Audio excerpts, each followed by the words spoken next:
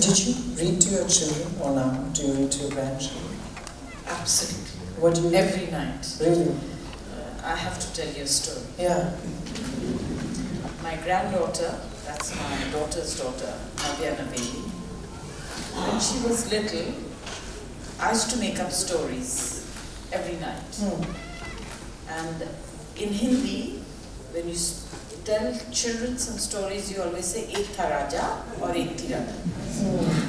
Aise, you know, because I heard my father-in-law also saying this. And every day I think they'd get lost in a boat with the prince and the princess. The king would be worried, the queen would be crying.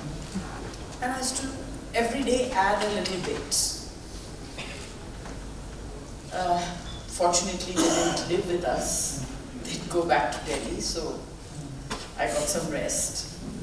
The second child arrived. Now I have to tell a story to both of them. And I started telling the same story, adding a little bit, and paying a little more attention to the prince as well. It used to be more the princess before. One night, and it used to be all in dark, and they were in these bunker beds. So the older one slept up and the younger one slept down. She just bent down a little. Nani, can we have a new story?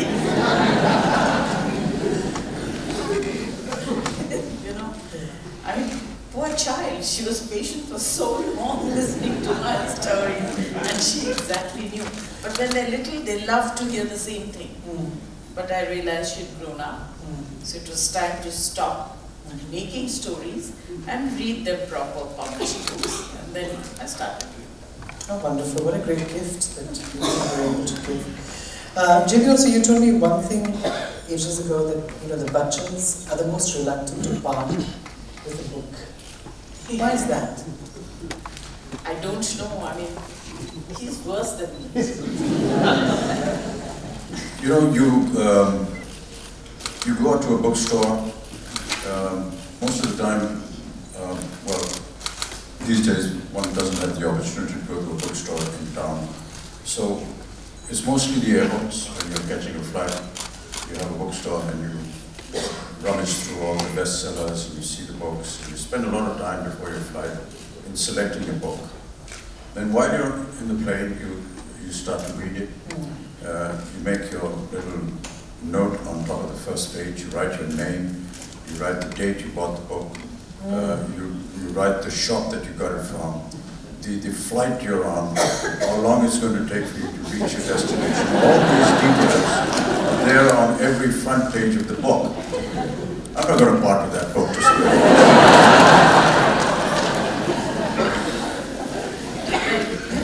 When we were little, and kids are invited to birthday parties, and I remember, kids would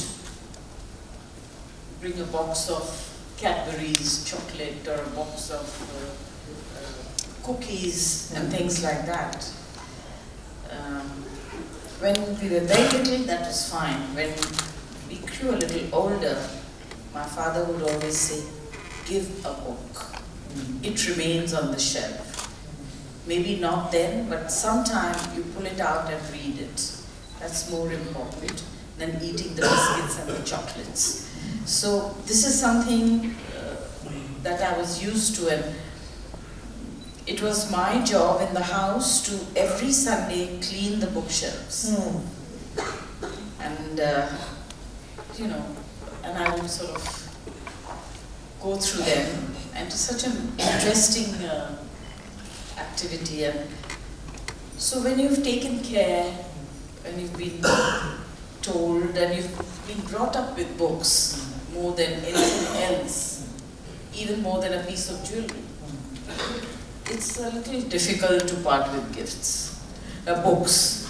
So, but sometimes I feel, okay, we've read it, I collect books and I send it to schools, especially for their library.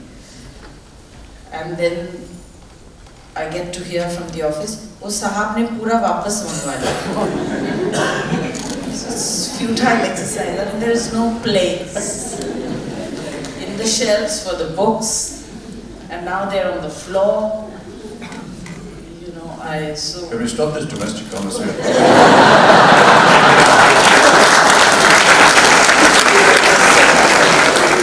So that's why books are so important, and that's why we need to part. Jaya, I think we're going to get meeting in this call. I mean, Uncle, for me, writing is not only about expressing myself, but it's a way to refine thought and to try and be more consciously present in the world. You are committed to writing your blog, you write.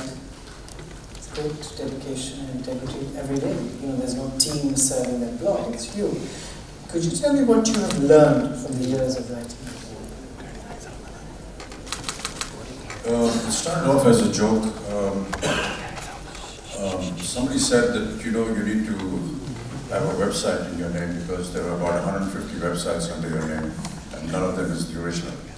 And I asked them how long it would take. They said it would take about 6-7 months. You know, we'll collect all the material and we need to spend time with you. I said, that's too long. Can I do something tomorrow? And they said, yeah, you can write a blog. I said, what is that? And they explained it to me. And they put me onto a site and I wrote, hello, how are you? And closed the blog. And the next day, there was 2 comments that came to me. And I said, wow, this is terrific. So I took those 2 comments and I said, thank you so much for writing to me. Who are you and how are you? That was 4 lines. And I got 10 more replies. And this just carried on. Now I have about 500 dedicated people on the blog who I have now named my EF, which is my extended family. I'm on 3,896 days every day. I've been writing the blog, and it's just, I feel very committed now because I know that there are at least 500 people who are waiting for this blog to come.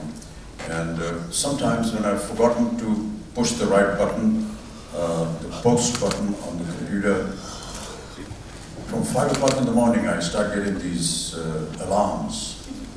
What happened to you, sir? Where's the blog? You haven't pressed the right button. Yeah, do it right now. So it's almost like a commitment, and, but it's really wonderful. No matter what time I finish at night, most of the time it's very late. I do find time to write something. It's a moment, as you described earlier on in your speech, of wanting to spend time with yourself, to have your own solitude, and maybe just have an opportunity to talk to yourself. And if you can express that in words, and if there are a few people that want to read it, it's just wonderful. It's not for any kind of personal gain or any kind of commercial gain. It's just something that comes out. I never know what I'm going to write until you actually open that blog post. And then suddenly everything starts coming. It could be anything. Just, you know, a review of the day's work, some issue that has troubled you, something that my father wrote, something that I wanted to express on that. You know, since I have a book out, and I've always turned to the 2 of you for advice. Can you speak a little louder? Sure. Would you like me to screen judge? I'm happy to do so.